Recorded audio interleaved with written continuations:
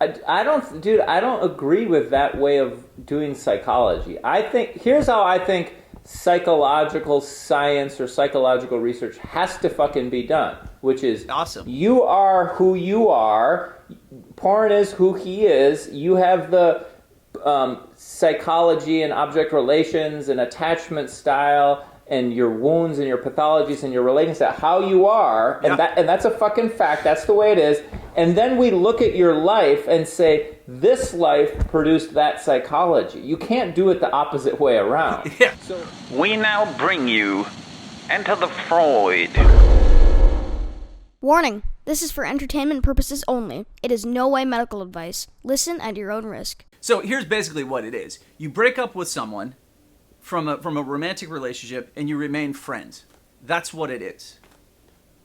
Right? And so whether there are 5 stages or not, that is, it's really an idea that rather than have the basic idea of, hey, we're breaking up because you suck and you keep doing everything wrong, and I'm telling you I need this from you and you won't do it. yeah, right. Right? The endless cycle, which it's really weird because I think this is the first time that I can recall in recent history that my relationship has come to an end, but I guess it's more like it's transforming away from romantic to friendship now, without there being a bunch of hostility and a punctuated fight that ends it. Yeah, that's cool. Actually, I didn't realize, but this is a really good topic to discuss. I can feel myself wanting to start theorizing about relationships and how they go and how they end and all that. But maybe before we tackle it theoretically, just maybe tell the story a little bit. Which story? Because it's kind of a Just like your whole relationship story. You could do a quick overview of the relationship and then tell the breakup story. The relationship basically ran its course, and then in the end, I was talking to her and I was like, "Hey, I'm leaving next weekend. I'm going to be gone for a week." And she's like, "Oh yeah, when you get back, I'm going to Germany." And I was like, "What?" I'm like, "Well, I'm not going to see you forever." And she's like, "Yeah, it's probably a good time to take a break." And I was like, "Really? Like, you mean a break so we're not like romantic anymore?" And that's literally how the breakup happened. And at some point, wow. I said, "Holy shit! Did we just break up and no one accused the other one of anything fucking weird?" That's literally how it happened. I actually reflected after we broke up, saying, "Did we just break up? That was so weird." Yeah, that is weird. That's a rare phenomenon. Absolutely. In one, because I totally thought, "Oh man, she's gonna be disappointed," or like I projected a bunch of stuff onto this relationship, and then weird roles that I would have to play of like, oh, maybe it kind of like reminded me, if I were going to try to do this again intentionally, how weird and manipulative the whole process could be, right? What do you mean? So if I went, like if this was my intention, then it would be like, okay, 6 months before you break up, you got to start laying the breadcrumbs, right? Stop calling her as much. Make sure that when you hang out, don't have sex a couple times, right? Like you start like you would wean her off, and you'd plan it way in advance. Yes, and because I know that's what we're all doing as we start to engage romantically. You present a side of yourself that is ultimately attractive, desirable, and you kind of front load that. But so in the end, if you were going to try to do this again, it would be really hard to stop yourself from kind of running a script or protocol, I think. And maybe that's just me, and I'm a weirdo, but I'm just being totally transparent about how it is. It's almost like, I think of it this way. If you don't pay attention to what is happening in your relationship, I think they would all go this way. I think relationships have a course that they run, and unless you're really trying to do something else, which for whatever reason, Melanie and I were not trying to stop. We weren't trying to rekindle it and get ready for the next round. we were some reason not dedicated. And when you say for whatever reason, see if you can kind of do your best to figure out what the reason is. Well, I can't understand what is going on for her, because we were both really happy, and it was obviously like a great relationship for the two of us. And I'm also kind of like, there's a slight feeling of freedom and excitement where I'm like, oh wow, man, like I'm single, and I don't like I don't even have a lined up next lady. Mm-hmm. Like for real. And I know a lot and that's unusual for you. Normally you start getting the future ladies start to get your sights on the horizon. Absolutely. And I think that's just been really common. And I remember when one of my more significant relationships ended, and my fiance at the time said, yeah, I started noticing my eyes wander. And I was like, oh, weird.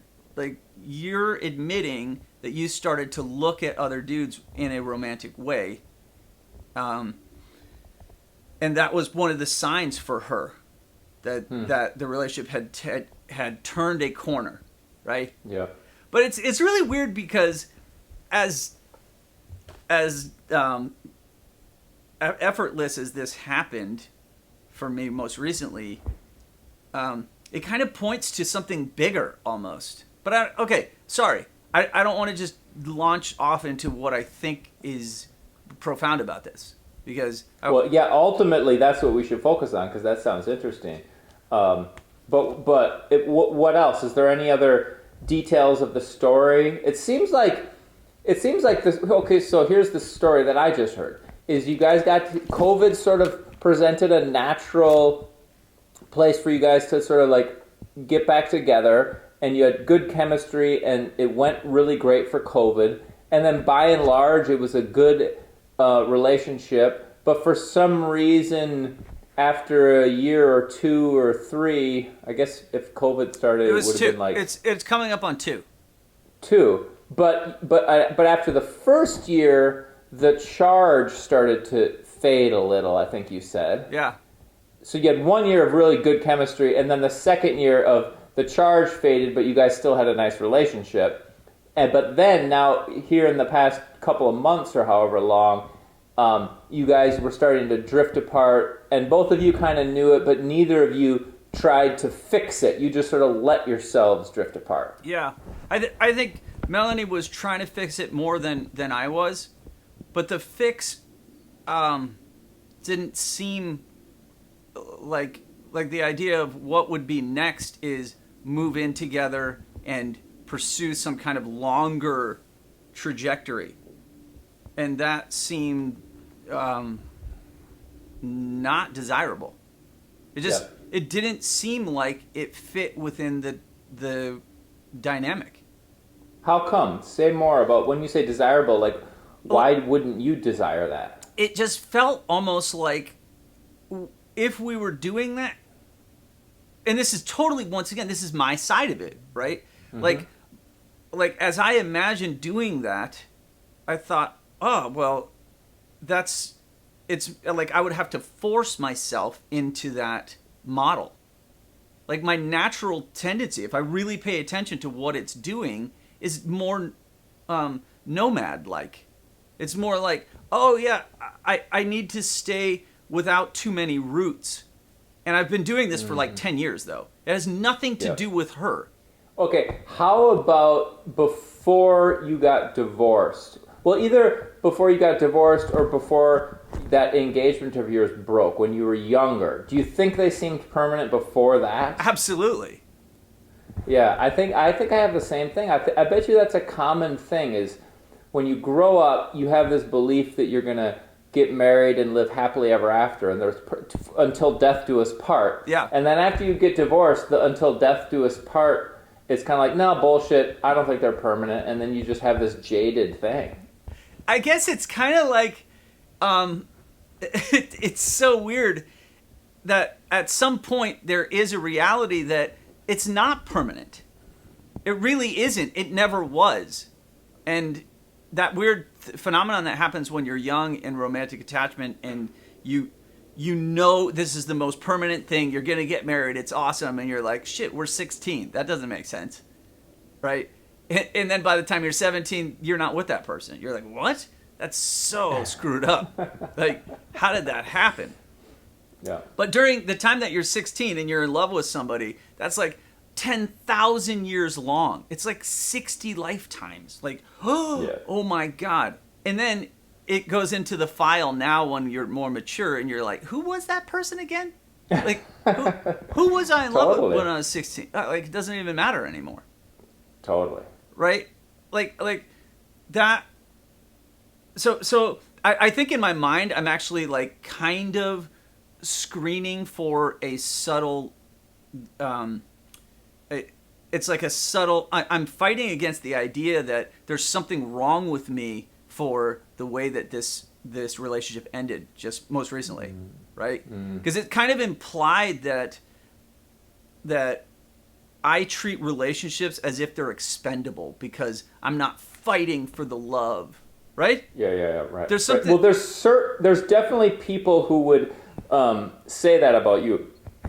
Let me try to articulate their narrative. It's fairly obvious, but it's worth me articulating it anyways. That belief, and it's probably the most common held and kind of the view of relationships that's held in the most high esteem in our culture, which is the best thing is to find a lifelong partner, but there's a lot of people who have emotional wounds for a variety of reasons that are scared of that level of commitment, scared of that level of vulnerability, they're immature, they're too self-centered, or whatever. And I think that the accusation that would be leveled against you is that you got traumatized by this kind of like youthful, starry-eyed, romantic young lad in you who wanted to find your wife and live happily ever after. A couple relationships traumatized that part in you, and now you just have wounds and you're jaded, so you won't trust women to open yourself up to be fully vulnerable to them now. Nice. Yeah, that's it. Exactly. That's the narrative that I'm trying to unconsciously fight against as I'm describing it. So as I've been talking about this relationship with Melanie, it's not honest. Like I don't know, because this is the first time I've really tried to describe well, it just fucking happened, right? Mm-hmm. It happened like day before yesterday. So it's truly a new experience, and the idea that I'm giving myself permission to actually be like this and say like, oh yeah, dude, you don't have to go ahead and fight for a relationship because first of all, you have one and other people don't. So don't be fucking spoiled. And she's a great catch. So what are you, a fucking idiot? Because later on you're going to be stupid and alone. So don't pass this up, right? There's like a couple things where I can hear other people's voices telling me how stupid this is for me to not fight for it. Oh, don't you know? Like, this is the only thing that matters. And I'm like, yeah, it is.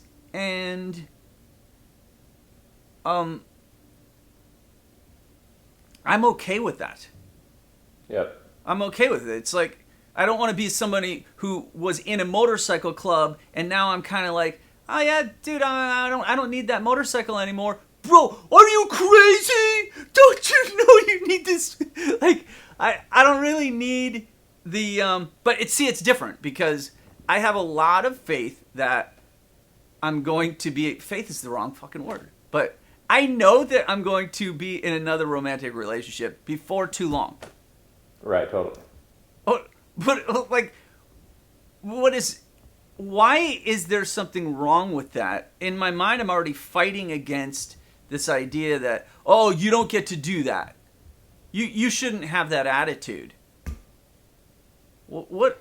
Yeah, well, that's interesting. Okay, so here's the thought I just had, which I think is actually a really important, kind of profound reality that most people don't get, which is, I think most people you just used this word faith, and you didn't want to use the word faith, but let's just use the word faith. I think most people do not have faith that if they become single, that they'll be able to find a new, lovely, romantic partner. I think most people don't have that faith, and when they go through a breakup, it just hits all these deep emotional things, and they get thrown into a dark, scary, lonely, fucking bottomless pit of shit, and they're desperate and scared, and they completely lose faith that they're going to be able to find someone else.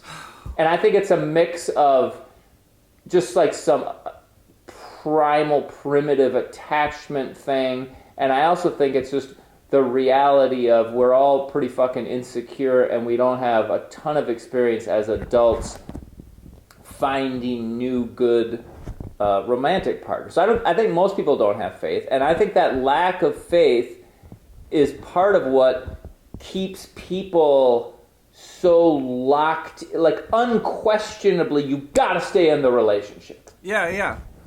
And then I meet people, and they're fucking rare. There's not many of them, but you're one of the few I know who do have that faith. And I think that faith changes a person's whole worldview on relationships. But so, like, it's almost like there's a almost like a positive view of this, but I'm struggling against the negative aspect where it kind of suggests that I'm sociopathic. This position that I have, right? Why are you sociopathic? Well, it implies that I'm sociopathic, and specifically to me, it's because of my childhood where, and this is just overanalyzing the situation, right? Where supposedly I'm supposed to have really screwed up attachment because of the fact that I was repeatedly removed from my parents, my caregivers, right? Starting from way too young, 6 months old, taken away from them, and then eventually sent far away across the world by myself, right? Like, that supposedly is going to make me into the most dysfunctional attachment style, and then here I am, way down the road in a mature state, consciously saying, hey man, that was a really cool relationship, and now it's transforming more to a friendship, and we don't really want to have sex anymore, so we're just going to kind of be friends now, and maybe we'll go to a concert together with all the other people, and that maybe we'll do that, but we don't really want to like meet up and do the whole other romantic thing. And then I'm looking at that internally with this conflicted thing of like, are you doing that because as a kid they subjected you? Do you see? Oh, do you see that? Yeah. I totally can see how you'd have that. But so I've never thought of it in these terms, but I've sort of obviously watched you be in various romantic relationships over the whatever 20 some years we've known each other. Yeah. And it seems like your pattern of romantic relationships suggests that you have surprisingly, given what you said about your early childhood, surprisingly, it seems like your romantic relationship pattern and also your friendship relationships and also your relationships with like your mom and your dad and your sister, it seems like you actually have a pretty healthy attachment relating style. It doesn't even make sense. Like, it goes against the whole idea of how we produce a sociopathic person. Well, it's you're an interesting case study. So let's poke around a little bit in it. It could be here's been my assumption of your childhood, which I have no idea if it's true, but I assumed that in your early years, when you were an infant and a toddler, that you were actually with your mom and dad a lot, and it wasn't until you were like 8 or something that you were sent off to India. Not true. Okay, so what's the actual reality? Starting 6 months, there was a bunch of forced separation. Oh. So, who were you being taken care of when you were separated? I don't know. Some strange, incompetent, culty-like camp.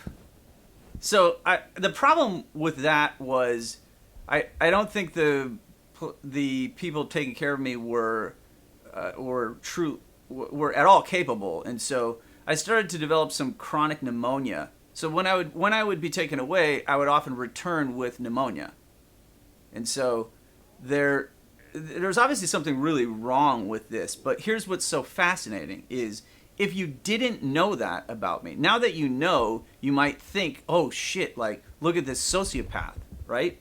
But without knowing that, oh shit, this guy went through some really, really crazy shit as a tiny little man, right? As a tiny little being. And then, like, well, then does that mean that the way that I'm currently relating to Melanie is any less?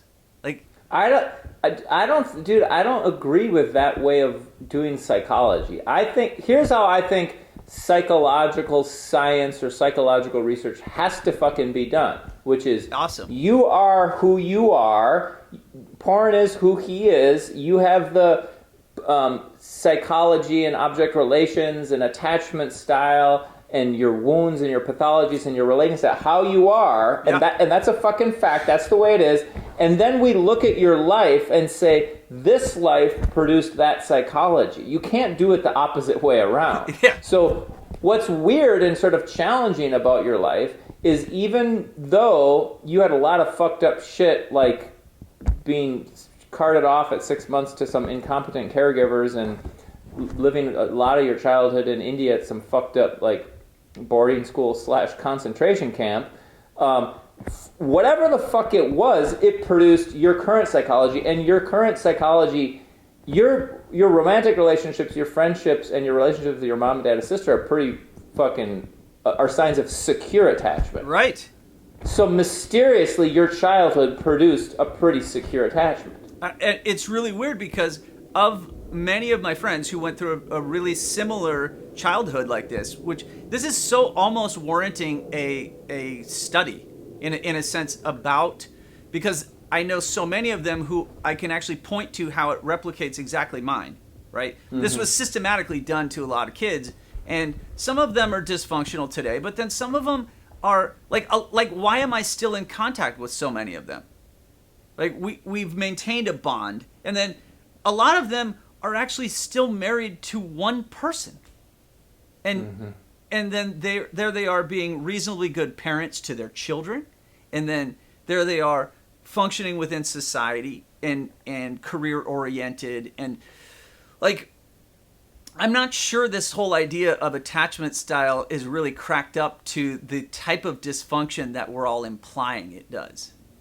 Well, I agree that our assumptions about how personalities are formed need to be really questioned and reconsidered. Because here's what needs to happen.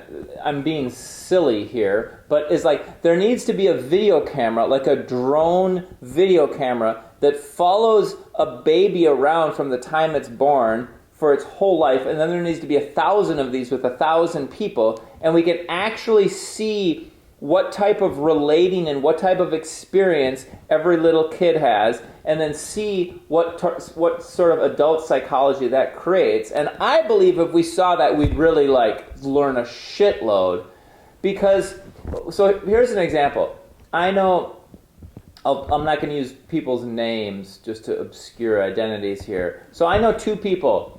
I'll say one is a woman, and she grew up with a really fucked up childhood, really fucked up in many, many, many ways, fucked up abuse, no parents, and she's turned out pretty goddamn well. Yeah. And then I know another person, I'll call this the male, who grew up with a seemingly easy lux childhood, and that person has turned out shitty, right? Okay, so what is it? And maybe we could call it genetics or temperament or whatever, but I don't think it is. I think there's something in terms of nurture versus nature. I actually think there's things in the nurture that have determined this, and I have hypotheses about it, which I could go into, but I won't for now. But it's not always so simple as we think. So in the case, back to you, it could be that maybe with you, and maybe with all humans, maybe there's a critical window of time that's in the first 6 months, and in that first 6 months, you had some super good bonding, whatever shit with your mom or your dad or something. Or it could be that between 6 and 12 months, yeah, you were carted off. But maybe there was just one caregiver there. And maybe the caregiver was a 13-year-old girl. And she just fucking loved little baby porn. Yeah. And like did a super good job with you versus she only loved you and then the other kids in that nursery weren't getting that or something, you know? It's hard to say. Right, exactly. It's entirely hard to say. And so it could have been some redeeming relationship quality, and so many stories are told like that. Oh, this person's life was shitty, but oh my God, look at this. Can you believe that the person had one gym teacher who said, you can do it, and then you're Michael Jordan, right? Like, okay, right. Nice fucking story, but really this kind of an illusion that there has to be a singular and or events of that go contrary to, this is exactly what my fucking point is, right? The larger point of this conscious decoupling thing is it's revealing a deep-seated identity issue with human beings that says that you, based on the life that is painful and disturbing, you will end up screwed up unless there's some other contrary phenomenon. Right? It's like, it's such a bizarre, overly simplistic view of what a human being is. And one of the things is like as a result of this life that's absurd that I've lived, or maybe not so absurd, I have this weird, eternally optimistic view of life. And it's so bad that like oftentimes my patients will clown me for being able to turn anything that happens to them into like, dude, that's fucking awesome, right? This guy last week, he tells me, hey man, I got all, I was drunk at a bar and these guys said this racial slur and I was like, oh, what's up? And then one of them punched me in the face. And I was like, whoa, are you okay? And he's like, yeah, I'm cool, man. It's just like I was a victim of a hate crime. And I'm like, my immediate reaction was like, holy shit, like, now you get to say that happened, right? Like, you're the kind of guy who now has been through this thing, and you see how durable you are. You don't have to live in fear. Oh, I'm a guy who people are gonna bully. It's like, wow, and it's like sometimes that's annoying, right? Because then I didn't just embrace the suck of like, whoa, that must have really sucked. Mm-hmm. But that's just, my psychology is not like that typical type of psychologist that's going to really sit with the pain. I don't sit with pain, right? Mm-hmm. I don't sit with it, and unless I'm forced to, which maybe that's why I'm compulsively putting myself into pain. Like my most recent thing is sitting in a sauna until I either reach 22 minutes or my heartbeat goes above 170. Oh my God. Your heartbeat will go that high in a sauna? Yeah, if you stayed in there for 20 minutes, it will also go above 170. Well, because at some point you start to potentially die, right? You have to get the fuck. And your heart rate is speeding up somehow to like try to cool you down or something? I'm not sure what is happening, but I don't think going past 170 is a good idea, and I don't know how long, but also what temperature is the sauna? It's like 180, not too bad. It's like a normal sauna, but I sit, but whatever. It's just, it goes back to how I'm consciously torturing myself. Yeah, I'm conscious, or consciously, I'm constantly doing this, and then I give myself permission to not sit with other kinds of torment. But I guess. Oh, so this I think this thing you said, back to, you know, we're kind of like trying to like grapple with this mystery of why some people do well when they had a rough childhood versus why some people don't, or why some people don't do well even if they had what appears to be a good childhood. So you said you have this kind of like stubborn optimism, and this theory that seems obvious about this is that you developed that stubborn optimism at some point in your life, probably fairly young, and you probably developed it as a strategy to deal with life. Sure. And that strategy, I believe, is probably a really helpful one and has served you really well.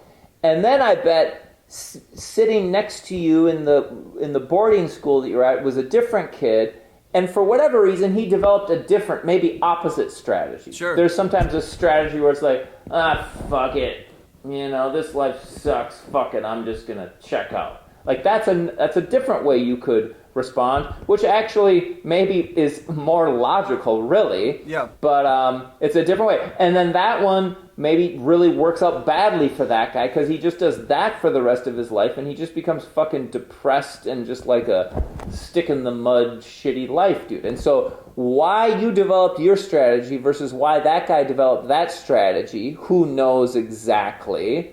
But then if we're trying to turn this into like some grand unified theory of psychology, what we'd want to do is figure out how we could encourage kids to develop the productive strategies. Yes, and I suppose this, as it comes to its actualized experience today, well then it's like, as a result, when your relationship ends, rather than go to a place of, oh, it ended because Melanie's not good enough. She got a cat in the middle of COVID knowing that I have a dog, and then that's how my relationship fell apart.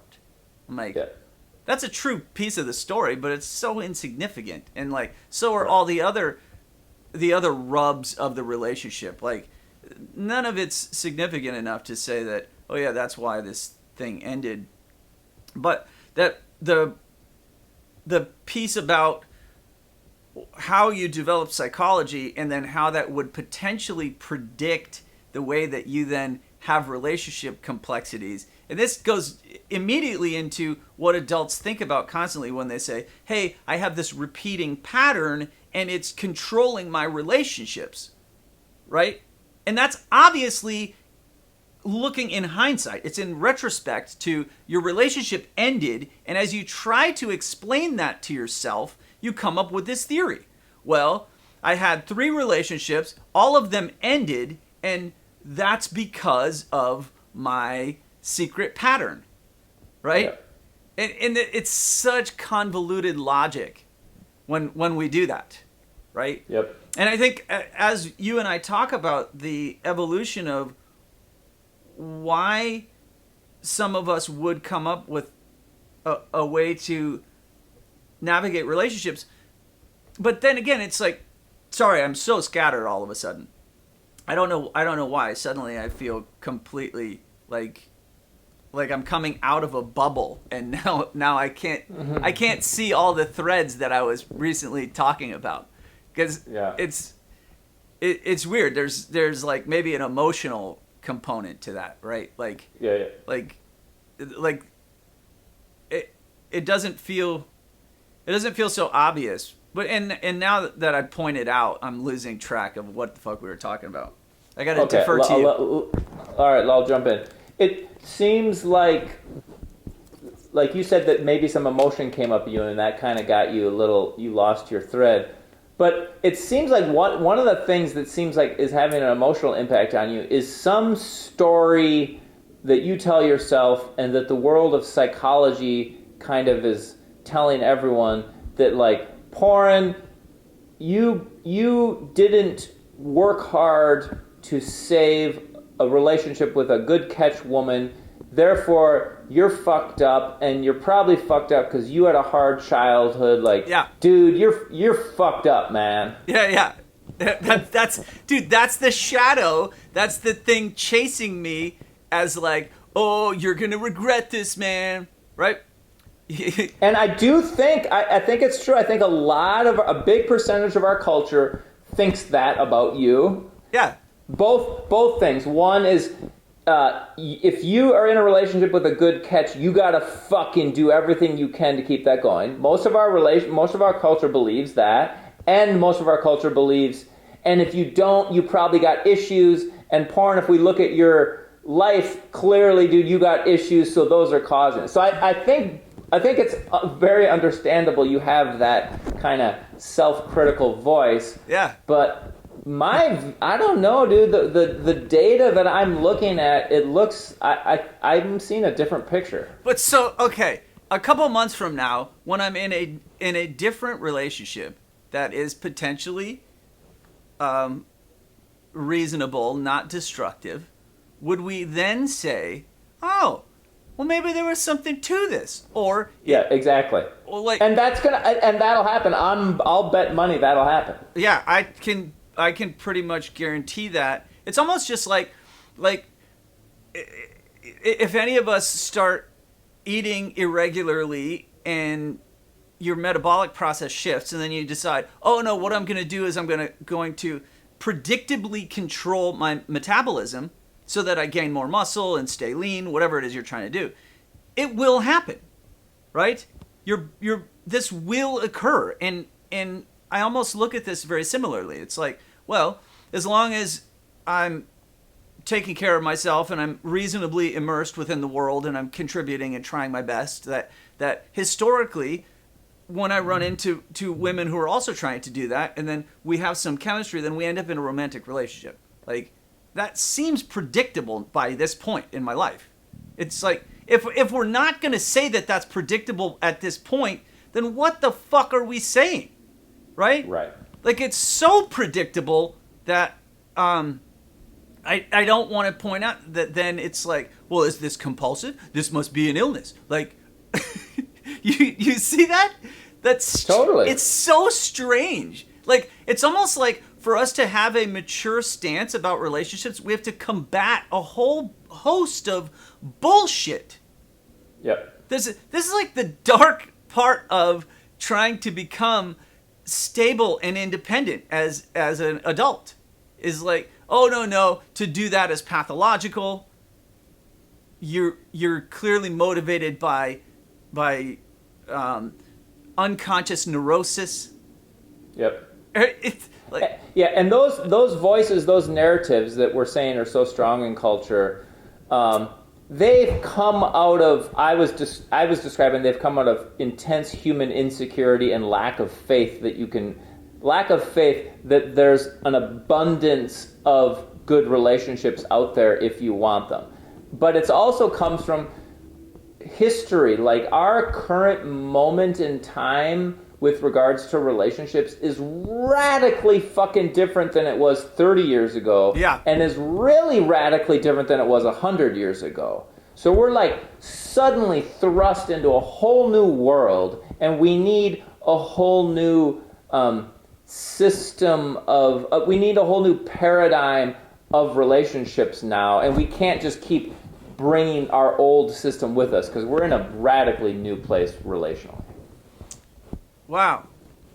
Well, you know what's a weird side effect of talking about this, Dave, is I feel better. And I already felt pretty good, right? I was like, dude, I just had this really cool thing where a relationship ended, and it ended really well, man. I was like really excited, and I was like, dude, I gotta tell Dave about this. It's really fucking awesome, right? And now that we talk about how much weird stuff one has to do to make that happen, I feel even better. I'm like, well, okay, there's one other, let's get back to this conscious decoupling thing, because I think there's one fairly simple thing that I want to describe. Yeah. And that is, here's how most relationships go. Two people meet and they fall in love, and like you were saying, when you meet and fall in love, you kind of present the best image of yourself, and it's slightly unrealistic. You kind of like dress up and smell good and be extra gentlemanly, like, and that's what everyone does when you meet and fall in love, and that's cool. And actually, I'm kind of an advocate that I think people should try to continue doing that in the relationship, kind of forever in a relationship. oh yeah, sure. But what what most often happens is after the honeymoon phase wears off, people start to get lazy and they stop showing up as their best selves, and they start to kind of slowly but surely sink into just their normal mediocre selves. And then as they do that, they start to get a little disappointed in their partner. And then when they're in their mediocre self and they're disappointed in their partner's mediocre self, they start being like, I don't like the way you're wearing your hair. Why don't you wash the dishes? And when I'm doing that, that's not attractive. And so now my partner does the same shit back, and it just sort of degenerates. And my point here is that we humans, we have, I don't believe this in these simple terms, but I'll say it like this. We have two different selves. We have kind of our best selves that we present when we're on a first date, or that we present if we're interviewing for a job. Oh, yeah. Or usually most of us present it like me, I'm a therapist, so I'm always in that self, like when I'm working with my clients, it's kind of this person. And then we have our like regressed selves that's like,